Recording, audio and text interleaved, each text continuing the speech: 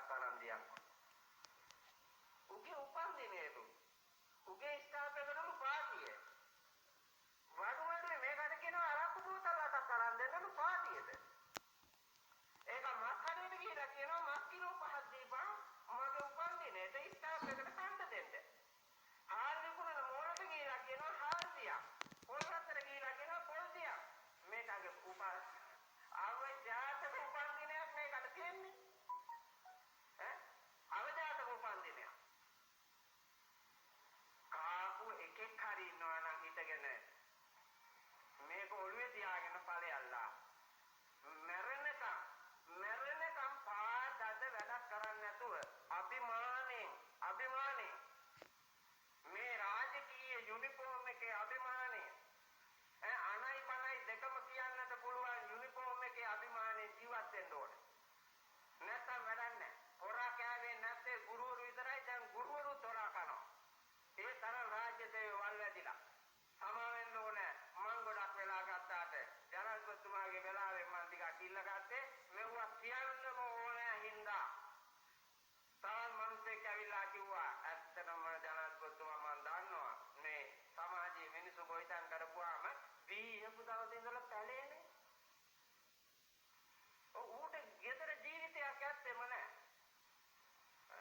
අර කවුද ගායිකාවක් කියනවා මම ආගෙන හිටියා මේ හේනේ බඩේ රූ කරල් එළියට හඳ එළියට දිලදනවලු අඹ ගහේ අඹ කන්න ගිරවුත් ඇවිල්ලා ඉන්නවලු එවුන් එක එක જાති පෙන්නනවලු කරනවලු උඹ පැලේමලු මං ගෙදරමලු තුම්පත් රැණක් වෙන්න බලාගෙන මං හිටියාට තුම්පත් රැණක් වෙන්න කවදාවත් හම්බෙන්නේ නැති වගේ පේන්නේ. මගේ උපදින රාම්කැටි පුතාට මේ මගේ සිරිහානේ ඊටමදී කියලා ඔයාට දැනෙනවාද කියලා මහා දුක්ඛිත ආදෝනාවක් කියන ගෑණියා. ඒකම මාත්‍යා මේ ගෑනු නොකියුවට මේ ගෑනු ගොඩාක් එහෙම කියනවා.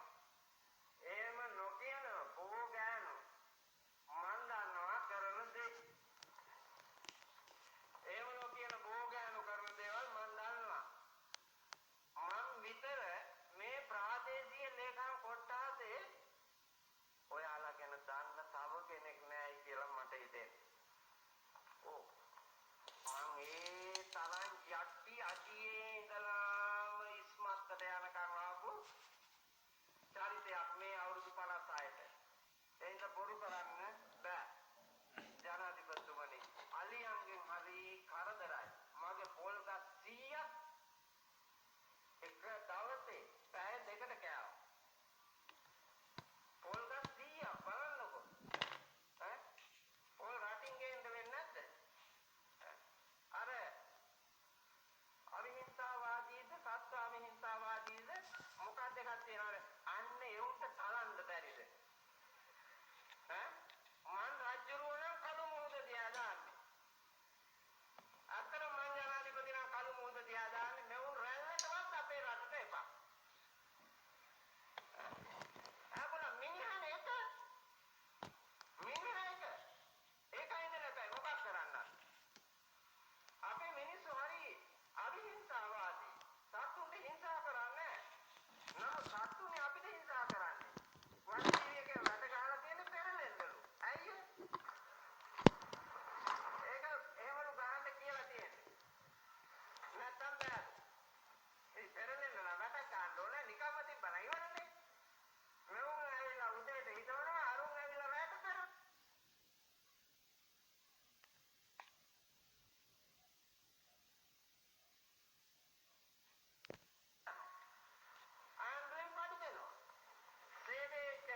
රටේ ආර්ථිකය දියුණුවයි. ඒව කරම නේද තියෙන්නේ. ජනාධිපතිතුමා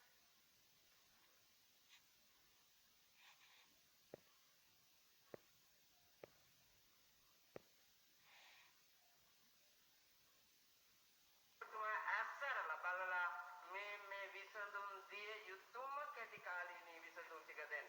පොහොර නිකන් දෙන්නම එපා. රුපියල් 5000ක බලපං